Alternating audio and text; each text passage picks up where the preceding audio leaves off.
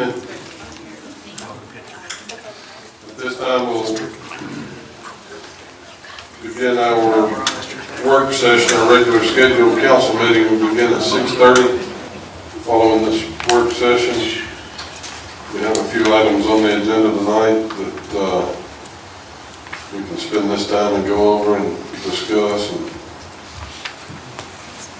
ask questions about. Let me open the floor up. We'll start with Grace. No offense. Anything you got? Stacy? Kelly? I'm pleased to say that the City of Clear received the GFOA's Distinguished Budgeting Presentation Award. We're only one of cities that have currently received the award in 2003. The other cities are Auburn, Tuscaloosa, Gulf Shores, Alabaster, Foley, Calera, and Vestavia Hills. So we're in a small group of people that received the award. John Hacker's coming during the council meeting to present the award, but I just kind of wanted to take a few minutes during the work session to talk about why I felt it was so important that we submitted for the award. First of all, I hope receiving the award tells the public that we are committed to transparency. We chose to submit our budget to an independent panel to review it to show and ensure that we're doing the best budgeting practices. So we're committing to transparency. But most importantly, I thought this was a perfect time to highlight the sound budgeting practices put into place years ago by the city that resulted in the positive state that we are currently in. I think it sums up, there's a page on the transmittal letter where I talk about this, and I think it sums up best if I just read it. So if you don't mind, I'll read this. In seeing the positive financial conditions in which I found the finances when I began employment at the City of Calera in 2016, I knew the accomplishments and budgeting practices that the leadership in Calera achieved in the past 14 years needed to be highlighted. Long before my employment with Calera began, the city had a special place in my heart. My father-in-law was born in Calera, my husband grew up in Calera, and Calera is where we chose to raise our children. In 2008, I was concerned about the future finances of our town. I heard rumors that the city was having cash flow issues. The rumors were unfortunately correct, and there was a subsequent large layoff in January 2009. In late 2009, under the leadership of newly elected Mayor John Graham, new Finance Director Roy Hadaway, the City Council, City Clerk Connie Payton, the department heads and bookkeeper Amy Jacobs, the finances began their current progression. In the last 14 years, the city has transitioned from struggling to make payroll to financing a new fire station and downtown renovation project, all without incurring debt. And so I thought, to get the full effect of where we were in 2008, I've asked James to pull up the audited financials from 2008. They're on our website if anybody wants to see those. If you can see the screen, how much cash did it show we had at the end of the year on our audited financial statements? What does that first line show? Can anybody read that? Zero. We had zero, and that is for the gas, garbage, and sewer. And pull up this other one, please, James. Okay, this is our general fund. How much cash did we have in the bank at the end of the year in our general fund in that first line? Zero. So in our audited financial statements, we had zero. And flip back to the other one. On both of those, you can see down in restricted assets, there was some cash, but that's only because we took out a large debt in 2008 for the public development, and that was restricted for use for that. So we had zero money, according to the audit, for payroll, day-to-day operations. That is where the city was in 2008. And it's just important to me to remember where you are and to see where we're at today, because it's a huge accomplishment, I think, to go. And that it happened with sound budgeting practices and sticking with a budget, sound conservative budgeting practices. Let's see. It's also a great time to highlight what a great job our department heads do. James, would you pull up the online budget? And you can everybody can easily find our budget website if you go to finances, if you go to departments and finances. So a majority of the budget is made up of each department has its own page that shows its budget request. It gives information about statistics, about goals for the department, and every single department has one. So scroll to the very first one. So just, let's see, if I remember the first one listed. They did a great job on their budgeting. Scroll down. It's just got very interesting information on there on the stats.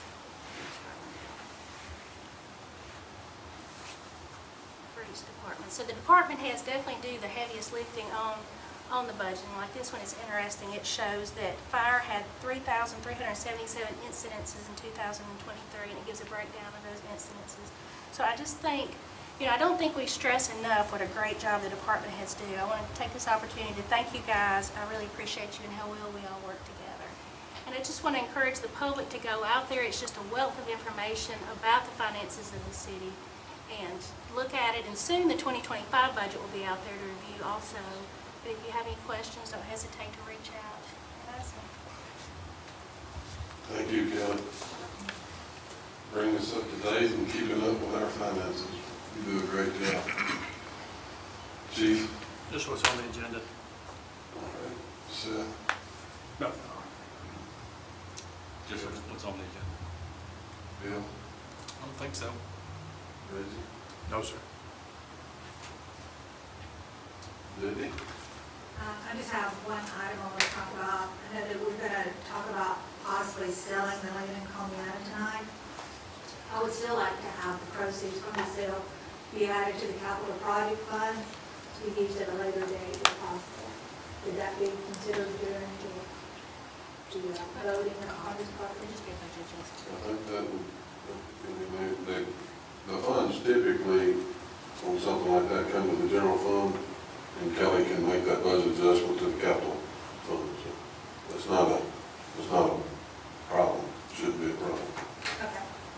And, I was absent last week, and I know y'all had some discussion, but typically, this council as a whole comes up with a budget. We do that once a year, and we have budget work sessions, and we're about to enter that season. And we kind of go and hash out all the needs. We look at all the employees, departments, and sort it out like that. And then obviously we have wish lists too. So on capital projects, we address the most pressing and the ones that we know that we can attack and afford. And that revenue will help us in that area of capital projects, in my opinion. Okay. Yes, sir. On 25 and 20th, Seth, the Eagle Complex sign is there, and there's a lot of traffic that's going through all the residential area through there. Can that sign be moved down to Eagle Parkway to try to detour some of that traffic from going through the residential area? Who put the sign up? The state did, we didn't put it up. They got it there on 20th, and when they come down there, they see it, and they all go out through the neighborhood there, and it's quite a bit of traffic flow there. If we could talk with the state and try to get them to move it to Eagle Parkway, I think that would help the citizens in there some. Okay. Let's see. Okay, we got a light on 17th that's not on, that I'd like to see if the council would consider that light being part of our pay system. It's pole number E5191 on 17th Street, where the Main Street area is. See if the council would consider Is that 17th Avenue? 17th Avenue. That's the old Bowden's. That was a light that the Bowden's paid for monthly fee. Which we bought the building from Bowden's, and we also demoed the building. So that light, that's the reason the light wasn't on. I guess is Bowden's would have been paying for it, the property owner, and now we own that. So is it on now? I don't think so. I think it's off, but we'll have to approve the payment for it. Okay. And one other thing, the debris where the lawyer's office was, we own that piece of property now. Is it belong to us where we clean it up? Did we go to the contract that we have and all the paperwork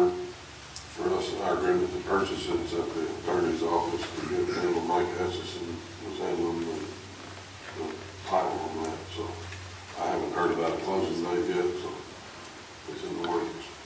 As soon as we get it closed, as soon as I get possession of it, through his office, we'll be able to do whatever we need to do. You know, we can go and Okay. the debris off of it. I think there was some brick and, stuff up under the Top load of foundation. stuff just basically to Clean it up. remove. I got you. Oh, I wanted to, we haven't been able to talk about the feasibility study. I know we had the study done, and we got a presentation on the feasibility study, and the council group hadn't had the opportunity to even discuss where we were on the feasibility study.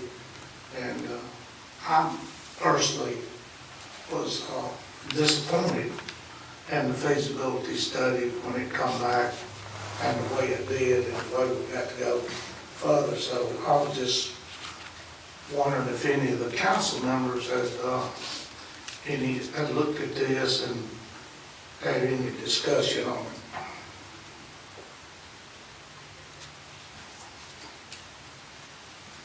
Are you asking that to the council? I'm asking that to the council. If there's any discussion on the feasibility study, since it's come back, do you have any input you'd like to put on? Well, I mean, myself, I'm very interested in knowing how the mayor feel about it. I mean, he wasn't here last week, and, as far as getting information from you on how you feel as far as leading the city in this, Mayor, can you kind of let us know where you are on this? Basically, I've been looking at some of the studying, and I know it's lengthy. I don't have any of the answers at this time. I have been trying to dissect it and figure out exactly what direction I think we need to go. And at this point, I say every one of us need to do that. We don't need to just, in our mind, form an opinion before we really have a bunch of the information. So I would encourage you to talk about it and delve into it. And I want what we're able to feasibly accomplish. I want to do the best we can for our students and our city. I know that a school system, and I've seen it up the road in an adjacent city, a school system, and this decision that they made quite a few years ago has really enhanced their community. It's enhanced the quality of life, it's enhanced property values, it's enhanced, I think, education overall has been enhanced to some degree. I haven't looked at all their numbers in relation to other communities in this county, but it's a big opportunity. So it's something that we need to really, you need to do talking. You need to talk to each other, you need to talk to the constituents, talk to the folks that live in our community. We have an opportunity. To me, it looks like we have basically an opportunity to step out on faith and assurance that the study shows, in my understanding, the study shows that yes, we could, and yes, we do have revenue to go out as is to enhance the experience. I think the study suggested and showed that we may need a small increase in revenue, and that can come, an increase in revenue can come from multiple different avenues. You've got, for example, Alabaster raised their city sales tax 1 cent. That creates revenue. Property value, property taxes, ad valorem taxes, those type things create revenue. It's a matter of what we want. It's a matter of what you want to see going forth for this city. And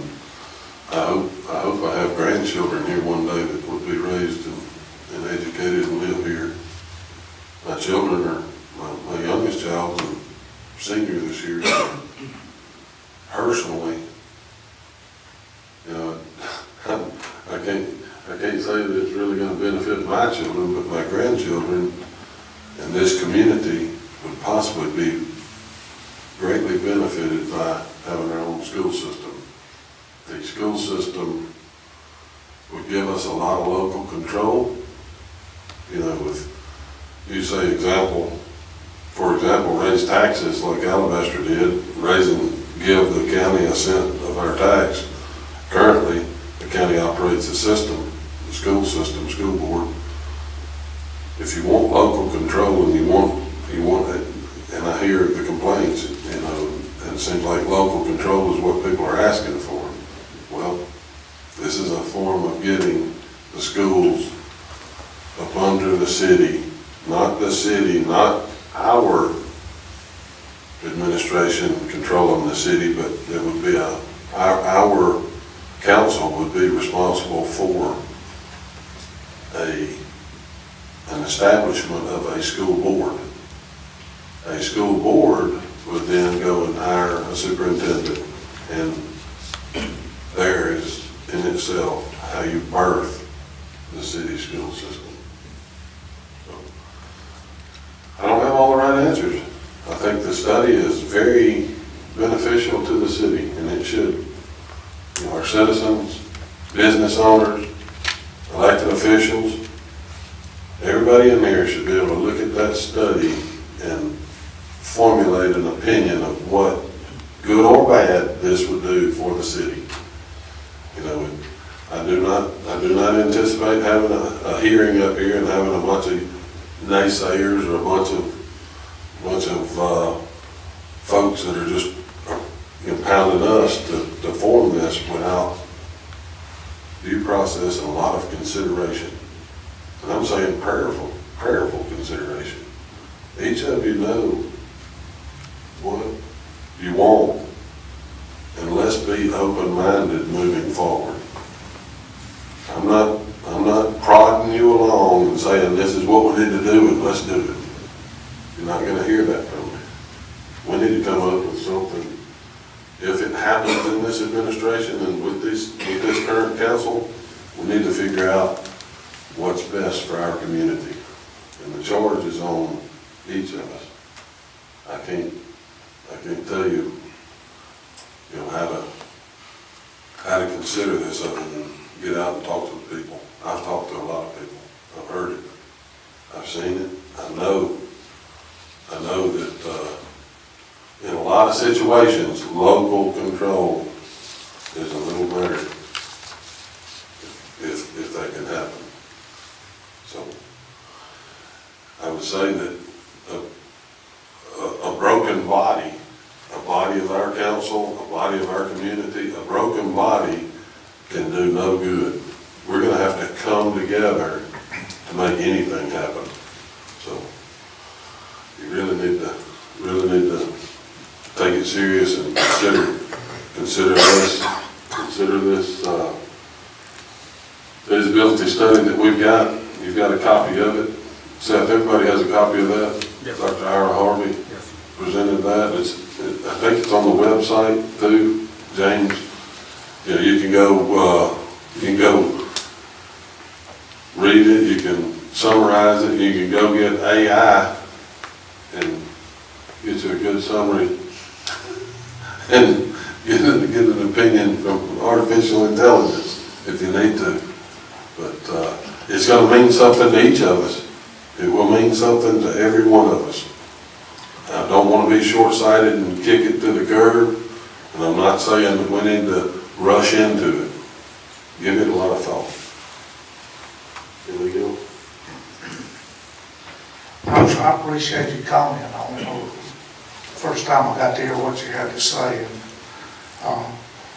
but we are growing quick. So I think that was a great comment, Mayor, and appreciate your input that you put in it. So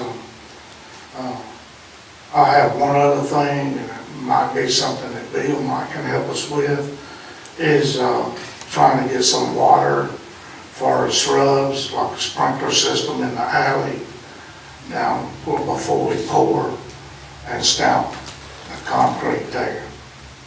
Roger's aware of it, so I don't know if you're aware of it or not. Trying to make you aware of, we having some shrubs in the alleyway and flowers that I don't think we won't water forever, so just take it in consideration and talk to Roger, so he should have been spoke with you about it. So you're not gonna have the movable planters anymore, it's gonna be permanent? It's gonna be, no removable planters, it'll just be Well, we were under the shrubs in that. We were under the impression it was movable. Yeah, I didn't know it had changed. Yeah, neither one of us, so that was It's been out there for over 2 months, talking to Roger, he should have talked to you about it. Yeah, I'll get with Roger, we'll see what we can come up with. Okay, thank you, that's all of that, Mayor. Kevin? Mayor, also, I would like to thank you for your comments that you made, because that's the first time, as far as hearing you and expressing your thoughts and dealing with this. So we appreciate for that. Kelly, I appreciate that information that you also gave from where we were to where we are. And that was, you really led me into my question that I wanted to ask you tonight on, since we are doing decent and pretty good from where we were, are we getting close to the pay study to look into it for our employees? Actually, that just went into effect year before last, right? We're just 2 years into the pay study. She recommended 3 to 5 years possibly with the salary study, so we're just in year 2 of it. So there wasn't hasn't even been anything discussed on that. Okay, so the 25 budget, would that be for that will hit the 3rd year? See, I think the budget we're in, all my years run together, I think the budget we're currently in is what had the entire pay study in it. So 2025 wouldn't be in that window. Okay. You let us know when we get close to that, right? Okay, That would be, that's what okay, thanks. That's all I have. Al? I don't have anything, Yes, ma'am. Let me, a couple of things that Councilman Collins brought, or the statement you made concerning the feasibility study. Because I agree with you 100%. We need to talk with our constituents and around the city and kind of get a feel of what they think after they have read the study as well, offline. I would say that I think after we have had some conversations and a little time, we have had time to talk with citizens around the community, we need to set up a work session, call a special work session, so we can put our thoughts and comments together, what we heard from the community. Would you agree with that? I think so, but, we need to maybe give you a little time and then come back and set a date for a work study. Okay. I think that would be very helpful for us to do. So that's what we my comments came concerning the feasibility study. I'm sure, I hope everybody's looking at that and trying to put that together. It's a great thing that from what the report Kelly gave us concerning, what happened, where we were in 2009. Of course, as you read that, Kelly, I was thinking, my mind went back to 2009 because a lot of things happened in 2009. It's a good thing, especially when in a situation like we are now, or already have a formed opinion of the school, we really be in a bad situation. But as you know, we have lost a lot of developers in the city. A lot of things went down in 2009, including the big boys like General Motors or some of those others. So we all know what happened. It got us to that point. So that's why I think it's so important that when we have that meeting like that with the feasibility study and with Kelly giving us the true numbers, the main thing is making sure, I know everybody in this, I'm sure in this city wants the best for our community, for our children and our schools. but you have to make it work on numbers, because the numbers, we have to make sure we have the numbers right to make that happen. As far as the agenda, I would like to bring up, we had one thing that was on I'm trying to remember what number that was, maybe 2024, the one that's concerning the fireworks stuff. I think the attorney was getting together on that. I would like to have, I'm sure some of y'all may have got some email from concerned citizen about the extension of fireworks. And I did text back, I sent an email back and tell them that we would have some kind of discussion on that. But their concern was about not having it because if you saw your email, if you did get an email on that, because of extending those days or those times like we do on the 4th of July. And I'd just like to know, do anybody have any discussion or dialogue on that? You know, I know from history and fireworks, I'm an advocate of fireworks, I'm an advocate of celebrating holidays, and 4th of July and New Year's Eve are typically the two times fireworks are shot off by individuals. My children shoot them, my children hold them in their hands and light them and do everything that you say in those warnings, don't do it.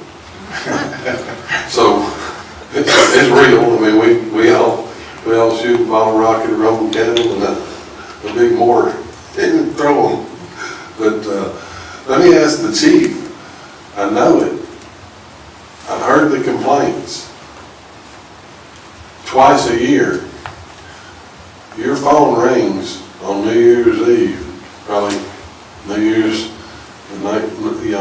Day, probably that next night or 2 nights, but right around those times of the year, I know that the dispatch in the years past has always heard complaints at those times. My dog, my neighbor, my this, my that. Y'all run complaints. You run to people's aid. Yeah. So if you had a lot more of those days in the year, that's a lot more taxing on your police department, correct? It is. We get quite a few calls with people going outside the normal hours, but people complain even though it's within the code, the ordinance. And when people aren't in violation, of course, there's nothing we can do. But we field a lot of calls around the holidays. I don't know, I got the letter, as well as each of you got the letter, stating the objection to expanding our days. Let's talk about it. I've heard a lot of complaints about it. And I've heard a lot of issues with our police department having to go field complaints about fireworks. We got opportunities to shoot fireworks two times a year. We have that ordinance. What's your thoughts, council? Were you gonna say something, Kevin? Well, I read the email that we received, and I do agree with some of the things that was said on that email as far as the portion when she mentioned about, I want to say Veterans Day and Memorial Day, that she mentioned, those are not what we consider celebration per se days. They're more sovereign remembrance and reflection on loss of life. The Memorial Day. I don't know about shooting fireworks during that time, that way of celebrating. So, I'm not sure what was the other days. I think it was Juneteenth, Veterans Day, Memorial Day, and what was the other? Just those 3. So, I don't see those days doing that. That's my opinion. We have an ordinance on the ordinance that allows it twice a year. That for some reason, Councilmember Kay asked the attorney to write a resolution in the last meeting. I wasn't here, but I heard that. But if our attorney's gonna write the resolution, she's gonna get that request from the mayor. And, that's open for discussion if we're gonna add any days. That's the question. I think it's worth noticing also, as if you remember, the objection was also because the Monday, Memorial, being a Monday and a school day, correct? I think that was a concern as well. I mean, it personally, it's not, for me, it doesn't matter one way or the other, it's not a school day for me, but we want to make sure that, I want to make sure that we are hearing from the community and kind of give them set our agenda to what the community wants for celebration of. Mayor, in support of our veterans, I'm for leaving it like it is.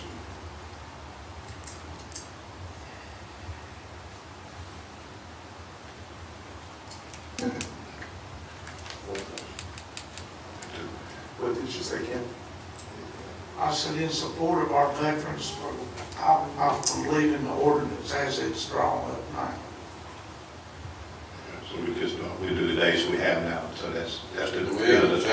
We haven't changed anything. The request was the direct order was to Grace to draft us something. I said, no, we'll I just see 2024-06 that's on the agenda, so that will be. I drafted it and added the days and then put out there draft and discussion. Okay, So y'all would have good. something. that's the way we do this. If we're gonna change anything, we don't. So we could, as the consent of the council, we can pull that. Okay. With me. And I think it was, the only one thing I guess we'll discuss when we get to the comments we got coming at the end. Only thing I have here. Thank you.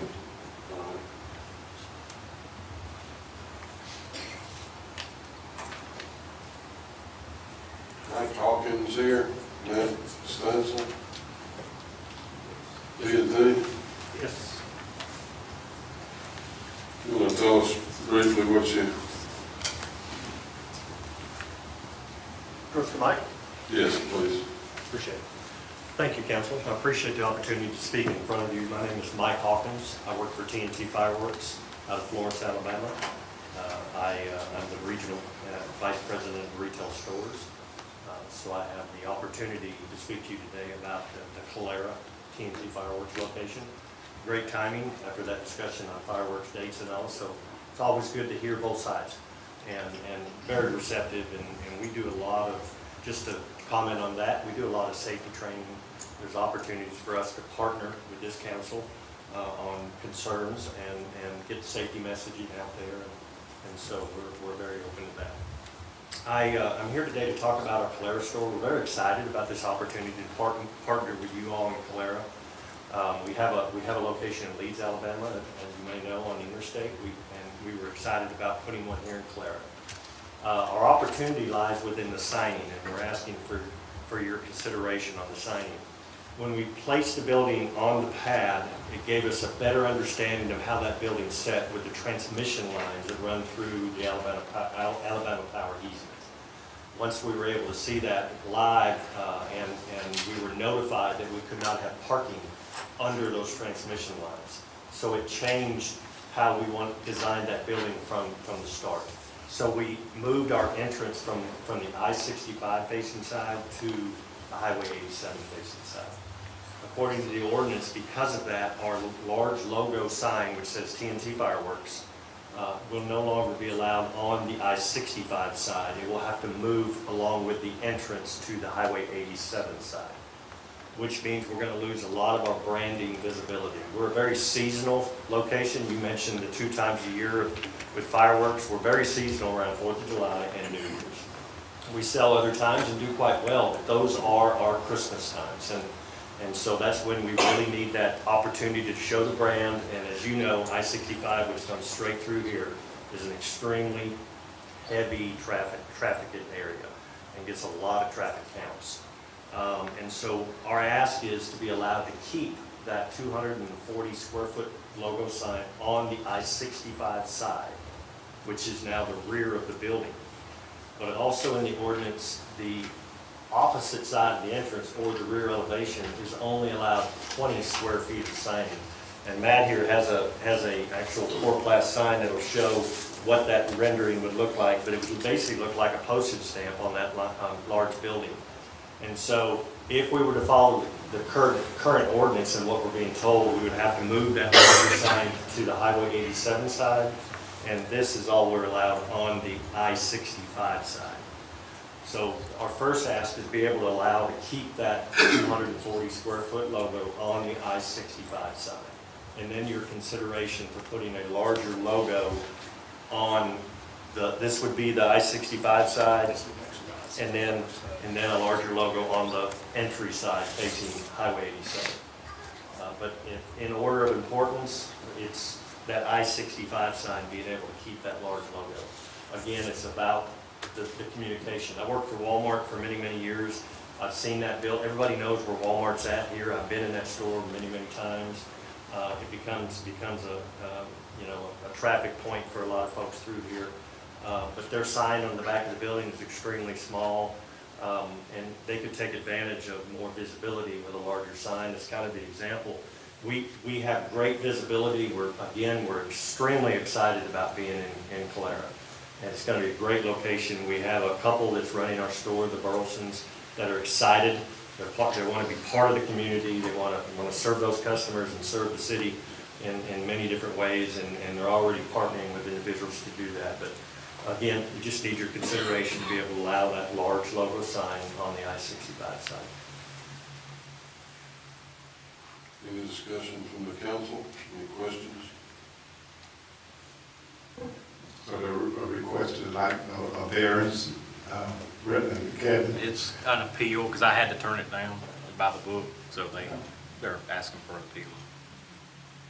Because Mayor, I know this is a first time business of this time right here in the city and right off the interstate. I do understand that they're concerned, but precedence to the attorney, that's my concern is about precedence, setting precedence like that.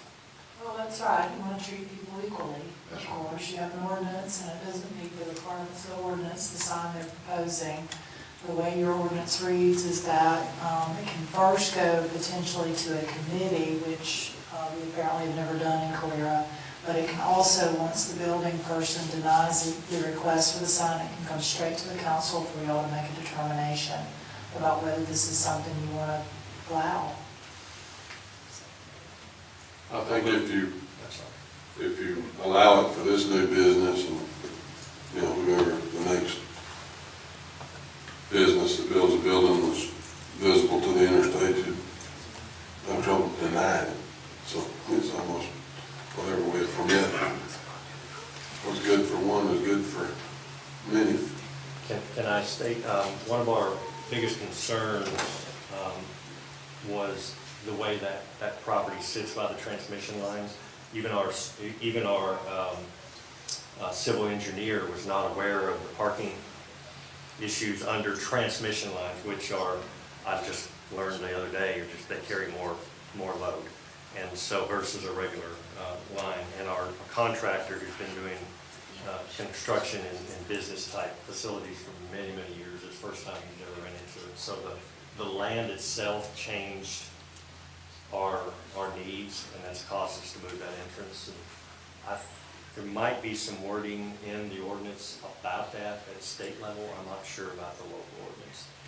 As far as if the land creates or the property creates the issue, there might be consideration for approval on that. But I'm not an attorney, and I've never claimed to be, so it's just something that I've been told.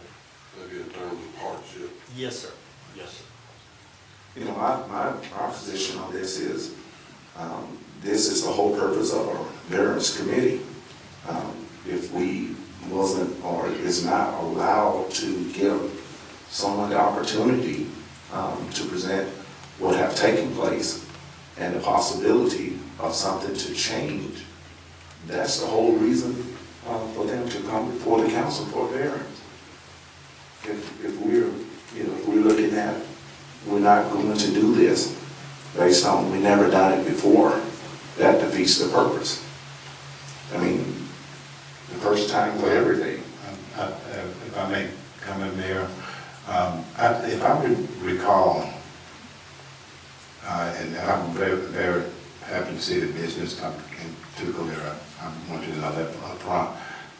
If I recall, the city gave some variances on footage, I believe, concerning the property distance from the service station. Is this the same business? Am I thinking of something different, another business? There was Did you some look at it? discussion about the Gas station. distances from the gas Yeah, station. this is from, I think it needs a few more footage because it's a little bit close home. And I think the one before the board was just going to appeal concerning that. That's probably before me, I don't really recall. You're right, there was something about the proximity to the gas station. To the gas, and I think, and the city worked with, to make that possible, to get that building in there. And by using some other footage that we used from other cities that had done something very similar. So I've said that just to say that the city really wants to work with making it happen for your business. And for me, my concern is just, we have to, from the legal side, we just have to be very difficult to turn down another business to do something like that if we. I mean, it's within your discretion, is the way your ordinance reads. So you can consider any fact that he brings before you. You can consider the transmission line issue. You can consider other precedents like the gas station that you just referenced. I mean, it's totally within your power under your ordinance to consider his request and grant it or deny it. I think this one would be based on a property location hardship. Okay. So with the hardship, then that would give some ground for not just do that for someone can with, unless it was exactly the same type of problem. That's right, but you always want to be careful in granting a variance or any type of exception because y'all have had a deliberative process to determine what your rules are for any of these issues, whether it's zoning or signage or feet away from whatever the issue is. You've gone through a process to decide what's going to work best for Calera and its residents. So this is a situation that you have to consider on its own merits with the facts that are brought before you and decide if this makes sense to make an exception in this case. Thank you for discussing that. We were just trying to take up a few minutes. At 6:30 we begin our regular scheduled council Appreciate your meeting. time. Thank you very We'll much. get to you in just a few minutes. Alan, would you mind opening the show?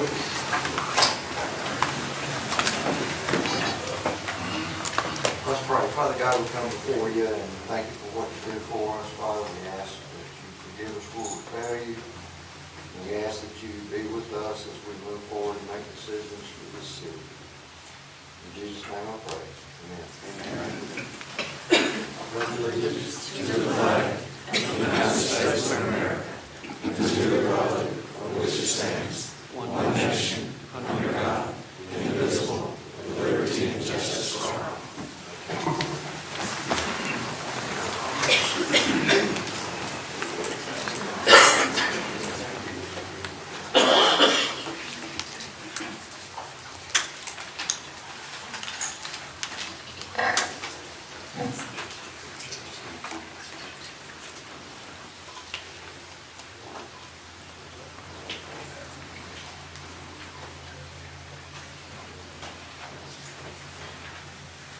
All right, the first item I have on the agenda is the approval of the agenda. I'll make a motion for approval of the agenda. I second. Got a motion and a second for approval of this agenda tonight. All in favor, say aye. Aye. I need approval of the minutes from our last meeting, our regular scheduled meeting and work session for June 3rd. I make a motion. I second. I got a motion and a second. All in favor, say aye. Aye.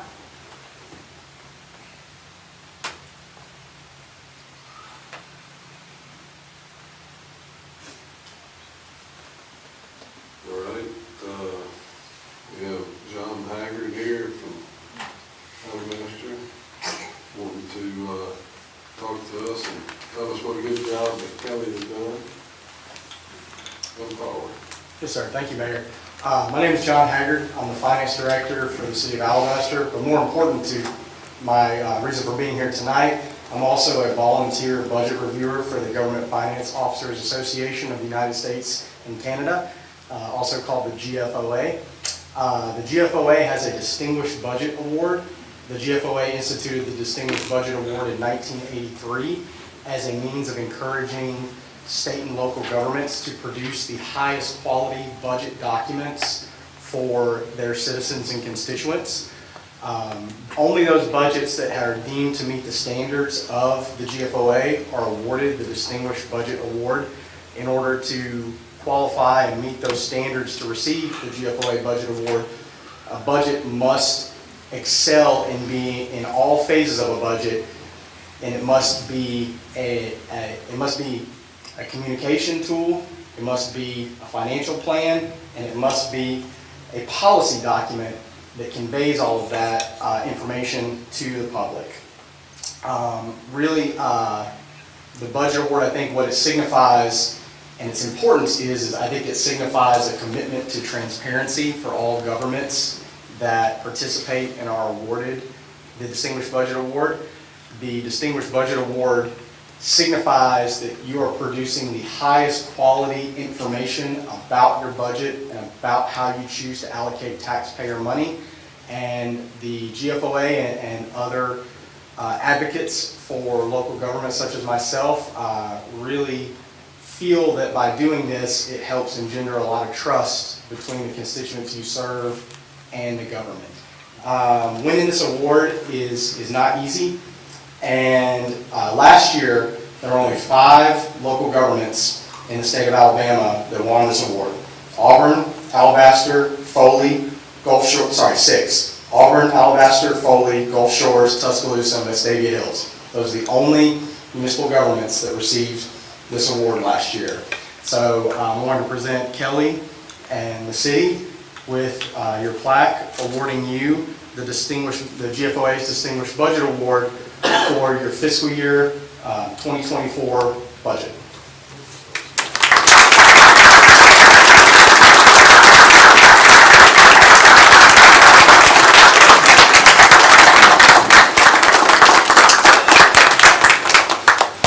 Joey, could you go back up and do a photo, please, with Kelly? Yes, absolutely.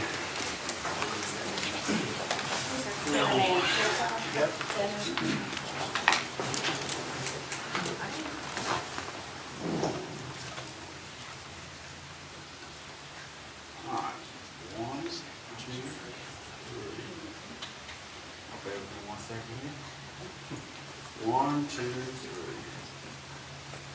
All right, thank y'all.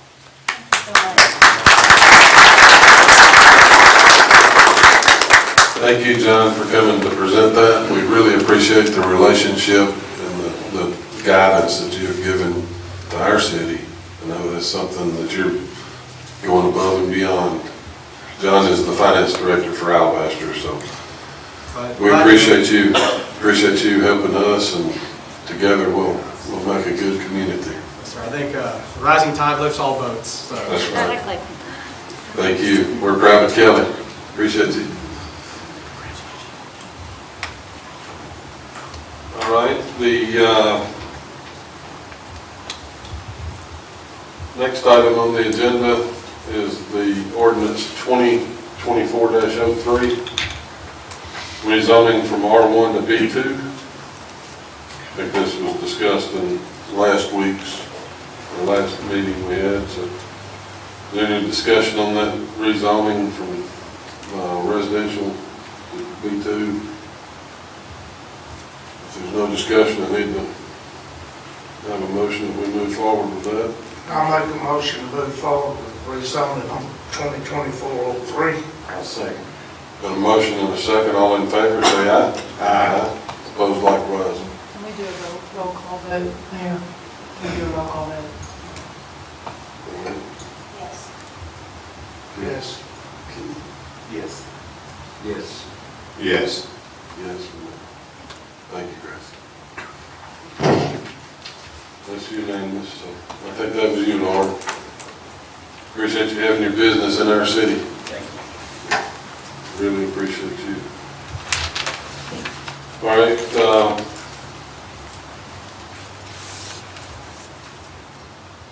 ordinance 2024-05 is the sale of property. We've heard discussion on that last week, and this property is property that was donated to the city of Calera, deemed unusable by the previous owner, which is the Bird family. The Bird family sold us this building. Been a really, really awesome family in Calera for a long time. They were, some of the family members passed, and they wanted to liquidate and get out of their estate a piece of land that they had as a church pit in Columbiana. I've never set foot on the land, but they said, could the city use it? Could the city take it? And I said, we would be glad to take that. The property has been, we've been approached by the company that wants to buy the property, and they've given us a reasonable offer. So my suggestion is that we make a move and sell this property. At this time, I know y'all discussed it when I was absent last week. Is there any more discussion, or anybody wants to make a motion that we move forward?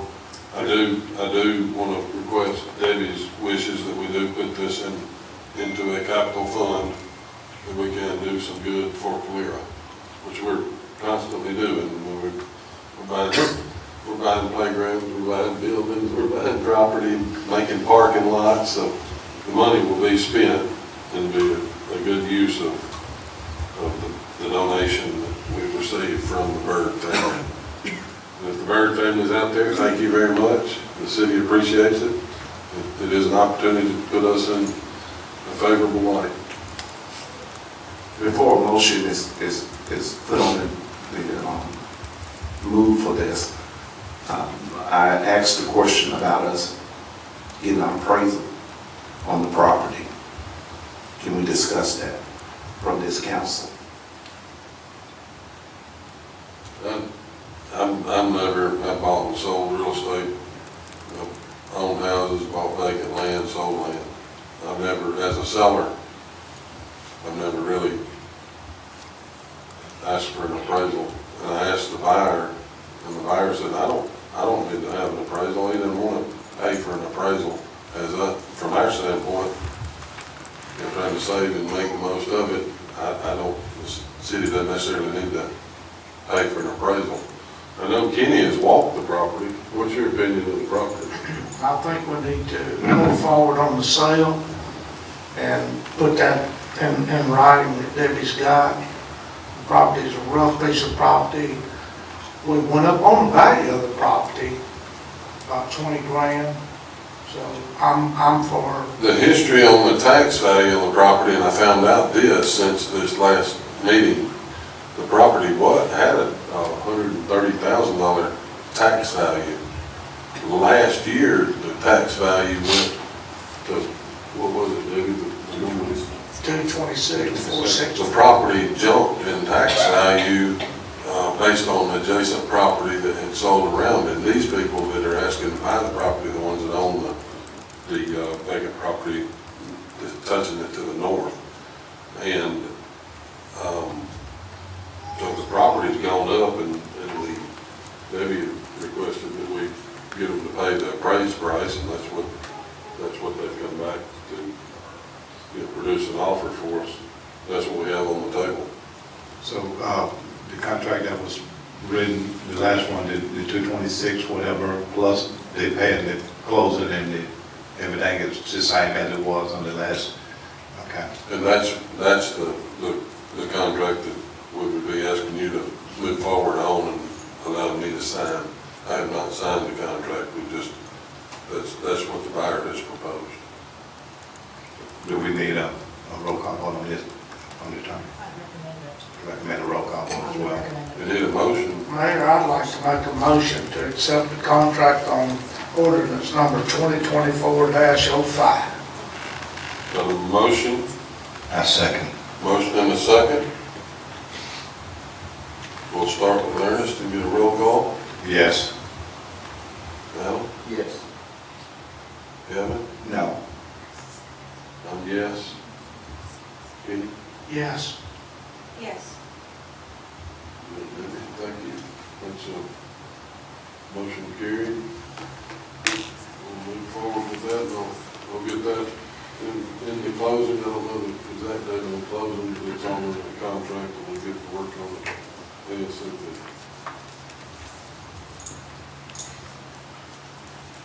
Ordinance 2024-06 is the discharge of fireworks. It was discussed in the last meeting, I wasn't here, like I said, the work session. Councilmember Kay asked the attorney to come up with a ordinance, and something that simple is something that we can do. Connie just put you a mock ordinance in there, and that's what you see on the agenda. But it's open for discussion about adding, I think, 3 dates that Kay wanted to add to the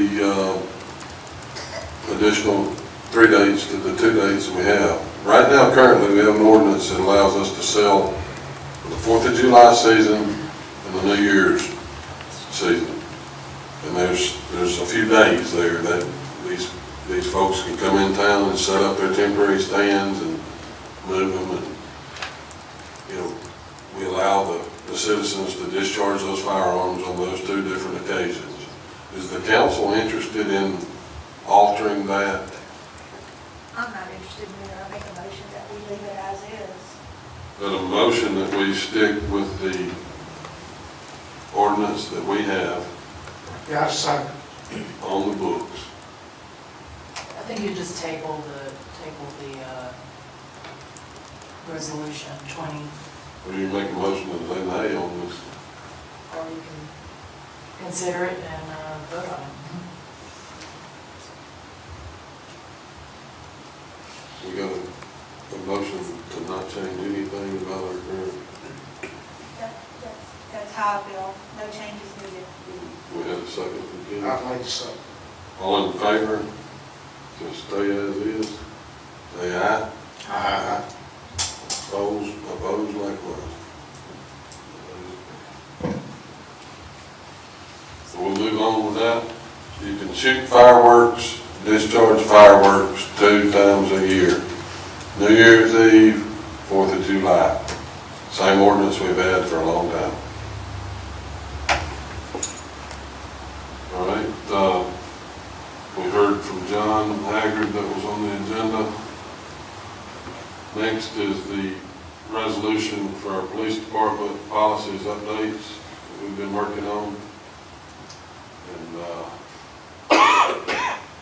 you have a copy in your packet for that. I do need unanimous consent on these updates in this resolution 2024-35. I move for unanimous consent. Get a motion and a second unanimous consent. All in favor, say aye. Aye. Opposed, likewise. None opposed, I need a motion to adopt. Got a motion Second. and a second, we adopt these policy changes. All in favor, say aye. Aye. Opposed, likewise.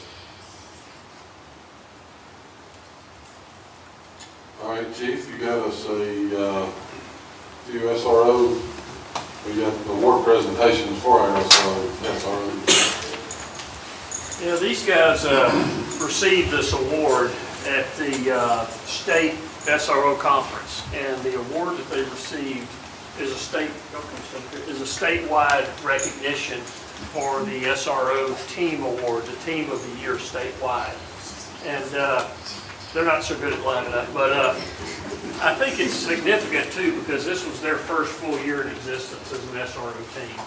And the accomplishments they made in conjunction with our school administrators were phenomenal. And I'll tell you this was my 4th school year here, and the number of calls and complaints I got from either school administrators or parents dropped significantly.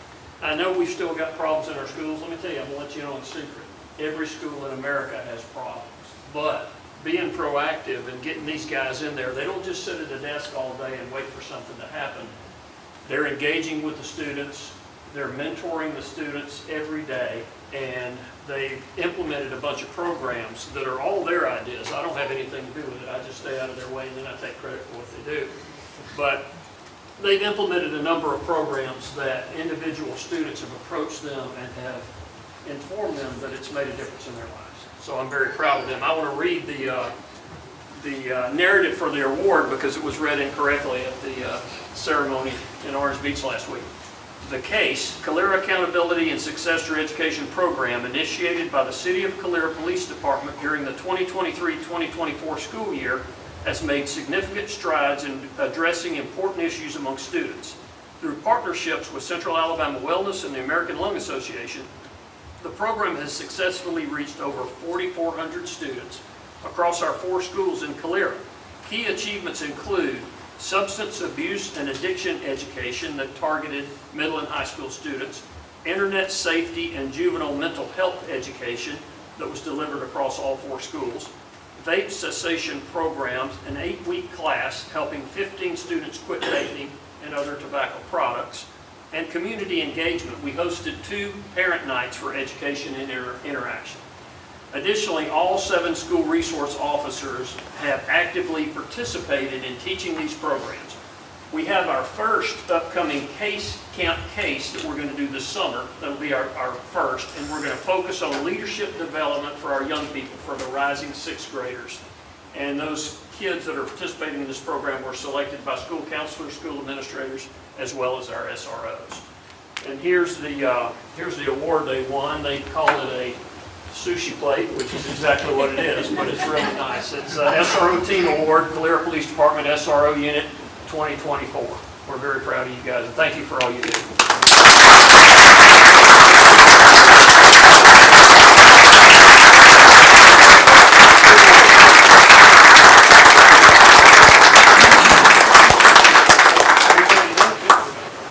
I guess we didn't do another one.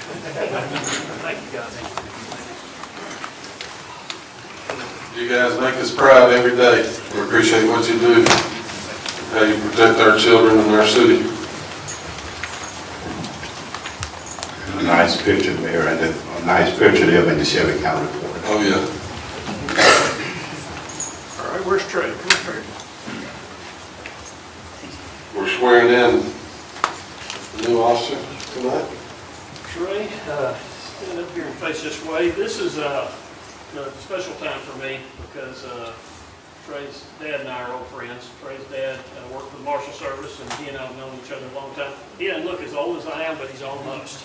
But he's exceptional, and he spoke to me at our National Night Out about a year ago about his son. We were both talking about our kids and saying a lot of negative things and positive things about our sons. But I am delighted that Trey's dad and his family entrust him with working here with us. He could have gone anywhere he wanted. Anybody would hire this young man, and we're very lucky to have him. So we're glad you're here. Place your left hand on the Bible. Raise your right hand. On my honor, I will never betray my badge, my integrity, my character, or the public trust. I will always have the courage to hold myself and others accountable for our actions. I will always uphold the Constitution, my community, and the agency I serve. So help me God. I always read a Bible verse that is special to me, and I think it sums up the character of people in law enforcement. John 15, 12 and 13. This is my command: love one another as I have loved you. No one has greater love than this, to lay down his life for his friends. Congratulations and welcome aboard.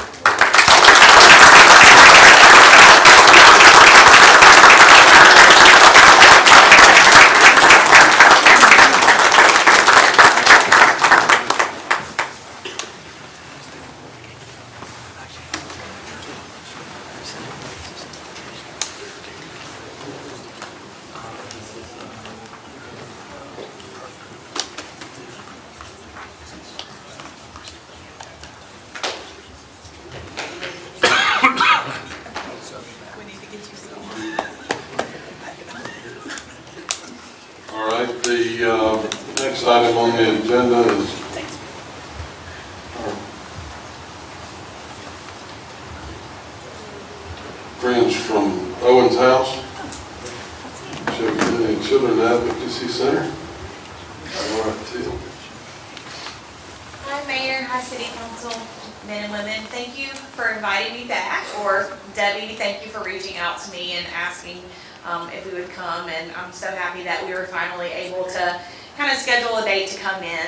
The last time that we were with you guys was in April when we signed the proclamation for Child Abuse Awareness Month, and we're so grateful for your support. And today, we wanted to come and kind of give you more of an overview of what exactly that we do in Shelby County for the children, but also specifically in Calera. So I'm going to run through my presentation really quick. I'm not going to read straight off, so we'll get started. This is our staff. You'll see we have 16 members and a 4-legged friend who is the #1 employee. His name is Fitzgerald, and he's our facility dog. He is able to go to Owen's House and participate in any of the services that we provide. One of our team members is here, Andrea Vasquez. She's our bilingual forensic interviewer and family advocate. And then we also have our board president, Robert Rodriguez, and then our board member, Mr. Shannon Nibbins, with us tonight. This is our vision, our mission, and our why. And ultimately, we believe at Owen's House that every child deserves to live a life free of abuse. That's our why. That's what's keep us going every day. We know that 1 in 10 kids are going to be experience some type of sexual abuse by their 18th birthday. So the likelihood that someone in this room has actually experienced that is very high based on statistics. CAC, so we're a child advocacy center. So back in the late 80s, there was a former prosecutor and Congressman Bud Kramer, who was actually in Madison County in Huntsville. He created this idea that children could go one place one time to tell what happened to them, and then no one else would have to question them. So this map kind of illustrates when a child would first disclose that they were abused, they would have to tell, maybe a teacher, and then they'd have to go tell the school nurse, and then they go to the principal, and then they have to talk to a police officer, and then they'd have to talk to a social worker, and then they'd have to talk to the prosecutor. So we've kind of cut that process out, reducing the trauma that the child experiences by asking them to come to Owen's House and sit with a trained interviewer to give their statement of what happened to them. And then we ask the parents or whoever the caregiver is, no one else has to question your child. They've told their story, now they can begin to heal. So that's what we do. Our programs are a forensic interview, which is a fact-finding interview where children sit with a forensic interviewer and they give their statement about what happened to them. And then our investigative teams, they then use that statement for their investigations. So you see there, it's for the accused, it's for the child, and for the investigation. So it's all a wraparound service. And we don't charge our law enforcement or our DHR social workers for these services. They're all free for them. We have 63 members on our multidisciplinary team, and it's comprised of physicians from Children's Hospital. We work with all of our municipalities, our police departments, including Chief here in Calera PD. We love them very much, and they're awesome. And then also we work with mental health professionals. We work with the school systems, and we all work together, and we meet once a month, and we go over all of our cases that we've seen come in, and we make the best decisions with the district attorney about what we can do to get justice for these children. We also offer family advocacy, which is going to be support for the whole family and not just the child, because a lot of times parents are more traumatized by what they've experienced, because kids are resilient, they're strong, and they're brave and courageous. And we as adults, we kind of have the baggage, we've been burned, and so it's hard for us to get through this, event of trauma harder sometimes than it is the children. And we recognize that, and we want to wrap our arms around the families and let them know that we support them, and then give them any resources that they may need themselves. We offer follow-up counseling. It's all evidence-based, and so this is something that's free for the kids as well. So once you've been interviewed at our center, you can come back and do follow-up counseling. It's free of charge, and most kids are out of here between 12 and 24 sessions because of the effective trauma-informed counseling practices that we do. So they can come in 12 to 24 sessions, they can leave, and then go on to live happy, healthy childhoods. And we're very proud of that. We're also proud that we go into all of Shelby County schools, K through 3rd grade, and Pelham City schools, and we teach prevention education programs. So about body safety, what's a wanted touch versus an unwanted touch, how to identify a trusted adult in their life, and then also how to identify maybe their friend is being abused and who to report that to.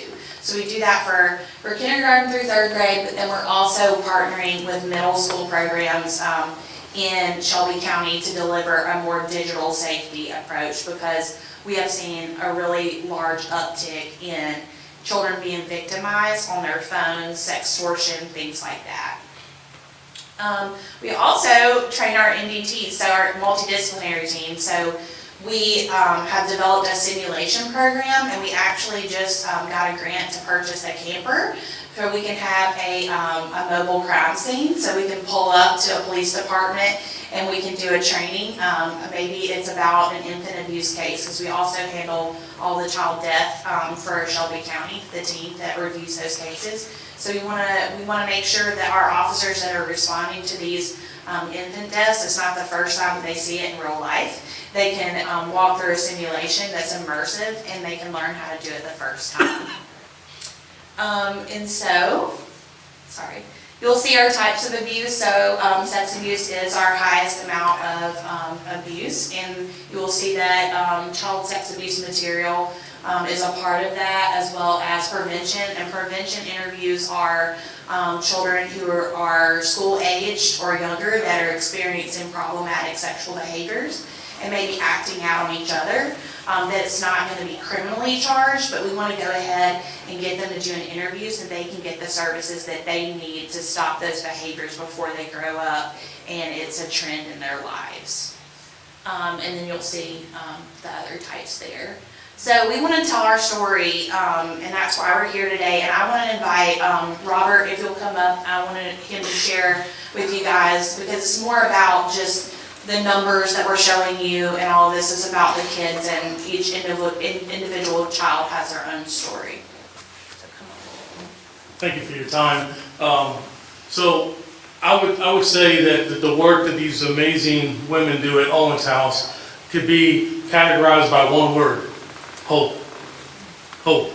So I want to introduce you to 11-year-old Motsi. 11-year-old Motsi is a regular student going to your school here, and she begins to develop a lot of abdominal pain. Doesn't know what's going on, so she tells her mom about it because they become excruciating. Mom takes her to the doctor, finds out that she's pregnant. So they make a police report, and you can imagine the impact that's had in the family. So Motsi lives with mom, 2 siblings, a brand new baby, and uncle and dad. So who did it? So we begin our investigation with the help of Owens House and the great work that they do. We come to find out that Motsi was being sexually abused by her uncle. We interview the uncle, and in the meantime, she's developing and she's about to give birth. The family decided that they wanted to keep the child. And after prayerful discernment and the help of members in the community, they decided to keep the child. But here's the impact of Owens House. So this family, their whole world's turned upside down. Later on, we find out that not only was Motsi being sexually abused by her uncle, so on one of the nights that her uncle sexually abused her, she goes to her father and discloses to him what has been going on with her uncle. And what does her father do? Not what a normal father would do: protect, safeguard. No. He takes her to the other bedroom and sexually assaults her. So time comes to give birth to the child, right? And by this time, both the uncle and the father are in custody, right? We find out that the father of the child is her own father. So mom didn't work. She was a stay-at-home mom with 3 kids. And this is where Owens House not only helped law enforcement get the facts, but really came together. They came together and bought clothes, paid light bill, Alabama Power, rent, transportation, food. So the MDT team there that you saw came together. Members of your own community came together and they said, we will not allow this to happen again, right? Not only by supporting the work that they do, but helping that family to bring hope, right? So today, Motzi is a beautiful, beautiful young lady who wishes, and her goal is to become an attorney so she can represent families and kids who have been how she has gone through, but what has happened to her in her life. But the impact that Owens House and the community made to that family. Today, she's a healthy, beautiful girl, and the baby daughter, she's beautiful. She's about 6 years old, and she is as beautiful as you can see. And the father and the uncle are spending life imprisonment, right? So the work that Owens House and all the members did was to bring hope to that child, to that mom that felt alone, that felt betrayed by her brother and by her husband. But your community and Owens House stood side by side with them and walked that process of hope. That's what it's all about. It's about Motzi. It's not about 66%. It's not a stat. It's a child in your community. It's a family that's being affected. And I would say that the work that is being done impacts not only that child, that family, but the community, because that's where they live, among us. Thank you for your time and your consideration. I just want to close by showing you the impact that we've had on Calera itself. This is a graph to show you the workload that we do in Shelby County versus our neighbors in Jefferson County and Montgomery County as a comparable size. You'll see that their budgets are significantly higher and we do significantly more work with less. Just a good demonstration there. And then Calera, so I pulled numbers from 2020 to last month, and we've saved approximately over $230,000 for taxpayers just by being a nonprofit and doing what we do. And so across Shelby County from that same time frame, that's the impact that we've had in the last 4 years. So we want to build the future. We have big plans. We want to build a new building, in the next 5 years or so. We need to grow, and so we're asking all of our municipalities to help us and be a champion for Motzi and all of the other children of Calera that we serve every year. And so we humbly ask that you guys would consider giving us a gift of $10,000. This year. I know you guys are coming up on budget season, sorry, stuttering. But we would really appreciate your consideration to join arms with us and be a champion for these kids in your community. And we'll talk to you soon. Thank you. Thank you. Thank you, Mom. I know it's a lot of good work you're doing. It's a lot of touching lives every day. So thank you. We can't thank you enough. All right, we heard from our friends at TNT Fireworks, so the council want to put that on the agenda for the next meeting. What's your take on the request about the signage? Do you want to take it up in a agenda item on the next meeting? It's up to you. I got one question, Mayor. Are they having a billboard on the outside? Freestanding sign? Yes, sir. A billboard? No, Yes. our billboards will be on the interstate and on 231, like you see a typical billboard, but not on the building itself. Not a freestanding sign on the property.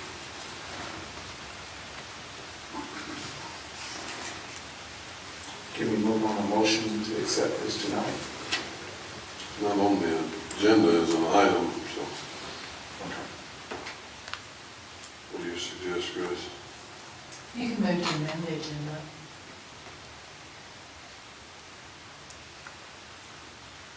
What timeline do you need to, you guys need to work on? You need to, We're trying to open as quickly as possible. With the July 4th date obviously coming down on the pretty quick. Calendar's not our friend right now. is everything else on point with Reggie and the inspections and? I believe so. We don't want to hold you up. No. We can open without the sign, but we prefer to have it up when we're open. We're days away, hopefully, of getting open and beginning to trade. You know, Reggie would be responsible for issuing that CO Yes. on your completion. And typically, we don't do a CO without a completion, do we? Right. Get it all lined up and submit to your CO. The sign is ready, I believe, so. Yeah, we're ready to put the sign up tomorrow if we have, and get a little permit.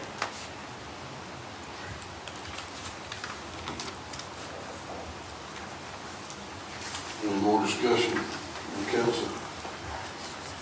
Yeah, I feel if it's classified as a hardship, I don't see why I would be willing to amend it and make a vote on it from the council.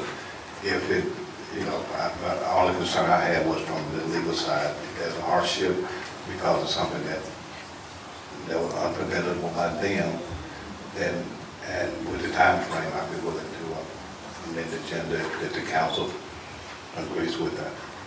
I agree. We just need a motion and a second to amend the agenda. All right, Chris? I so moved on the motion. Got a motion I second. and a second to amend the agenda. All in favor, say aye. Aye. Opposed, like sign. Now we can take up this for a vote on the size of the sign, placing of the signs on the facade of the building. You heard in the work session the request, and from my understanding, Kevin is doing his job and doing very well by sending them to the council. This is the appeals process of something that's not in the book for him to make the decision. So thank you for doing that. In my ears, it sounds like a property hardship. So we're not opening Pandora's box. It's strictly a case-by-case property hardship for you, TNT. So, with that being said, we all understand what we're looking at. You have copies of this before you. If anybody wants to make a motion to move forward on this, now's the time. I'll make the motion that we move forward on this due to the hardship. I second. Got a motion and a second for us to approve this variation from their policy based on the property hardship this time. So, I need a roll call vote. Ernest? Yes. Alan? Yes. Calvin? Yes. Yes. Yes. I'm a yes. That's unanimous. Thank you, TNT. I hope we can assist you and you get off and running to the best of your ability. We have Russ McLeod is in here. Hey, I didn't know if it took or not, put in the request. I think, man. Yeah, here you go. 50 like. How you doing? I live on Highway 301, on the dirt portion, and it's being used now by the developers to come in. Hang on one second. Yes, sir. Ma'am, can you take that conversation outside?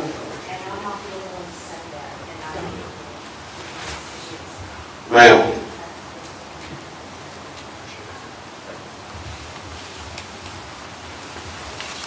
Okay, I couldn't hear you clearly. No problem.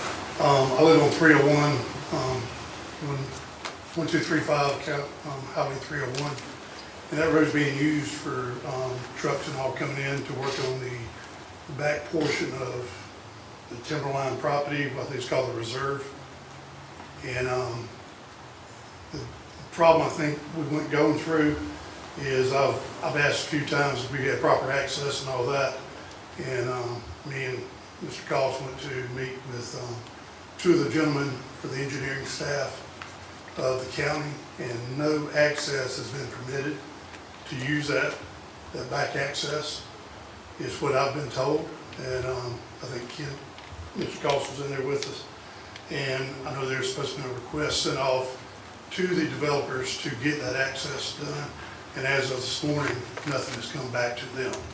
So it's causing, as the man said earlier, hardship for me. I've got beeping and tractors cranking up at 6 o'clock in the morning. We got dust all over the roads because it's been dry. My cars are filthy, all these type things is all personal. But the development should have been created to allow for them to come in through the neighborhood, how they had done it since day one, is what I understand. And I'd like to have something done about stopping all this traffic. I've come around corners, there's multiple blind spots on the road. The first two corners is you can't see anything. And I've come around corners, been living there 9 years, approximately 9 years, and I've come up on 18-wheelers coming straight at me, on other trucks coming at me. I've already gone to the county and requested that they put a speed limit sign, which they cut it down to 20 miles an hour. They're not paying attention to it. I've talked to the police. They've come out there occasionally, and the first time they came out, they actually stopped somebody speeding down the road just to come talk to me. So the sheriff's department's working on it. The city's helping us out. But, you know, we've talked about, excuse me, found the right word here, ordinances. The county has told me there's multiple ordinances there that are being probably violated. And we talked about ordinances multiple times in this committee tonight. And our ordinance is you have to have access for these guys to go back there, and it's not approved. It hasn't been even requested. The last time it was requested when they did logging back there, which is a couple of years ago. So personally, I'd like to see it stopped until they get the request done. This is an everyday thing we deal with 5 to 6 days a week of having these trucks run up and down the road. I've got video of where they violated coming down the road with track hose. They are now bringing in tractors, lowboy trailers, and bringing them all the way back to the property versus driving down the road now. But they do not have access or permission to use the property as they're using it, or using the access. And I may not be saying the right words, but I hope you're getting my point. Bill, are you familiar with the access? Is that in the city? It's not the city limits. It's not, it's a county road too, isn't it? It's a county road. You talked to the county highway department? Yeah. And they said they're supposed to get a request from them. My understanding is a letter was sent to ask for that, or at least the request was to, for them to come and ask for a request to get permission, for get the access permit. From the county to access the county road? The county is asking the city to get that done. Is that right? I called you, Bill, to talk with you about this problem. And then I asked Grace about it, because I don't know what authority the city has to send a letter about access to a county right of way. So It seems like a county issue instead of. Well, there's access through 2 other places to there, but they're not using that. They're using this for the first time ever that I know of since 9 years. And it's creating a lot of havoc out there for us, and it's actually safety issues. but the county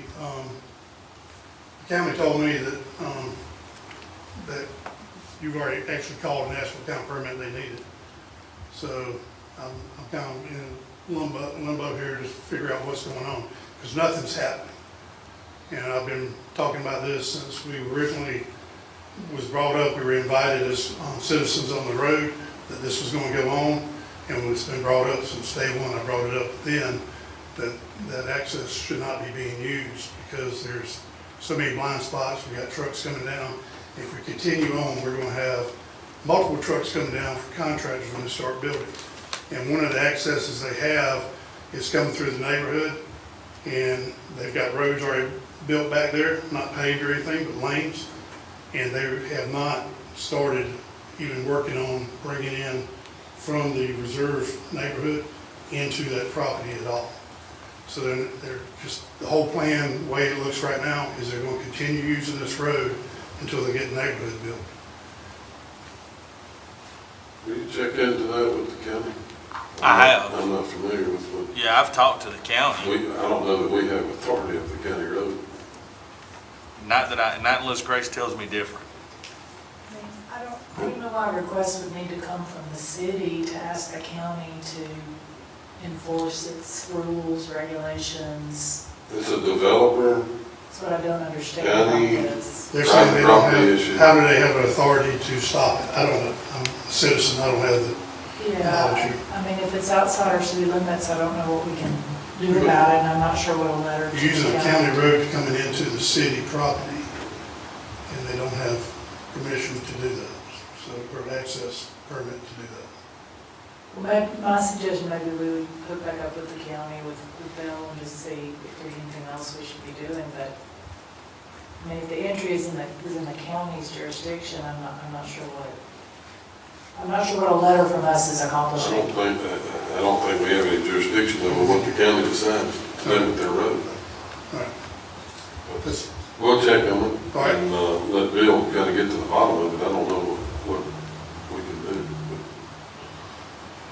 But circulate some information with Grace and find out. Does Bill have your contact information? You've called me before, do you need it now? I can get it from the No. county. I'm sure the county has it. Yep. Yeah. All right, I appreciate it. Thank you. Thank you. That's all I have on my agenda. I make a motion to adjourn. Say it.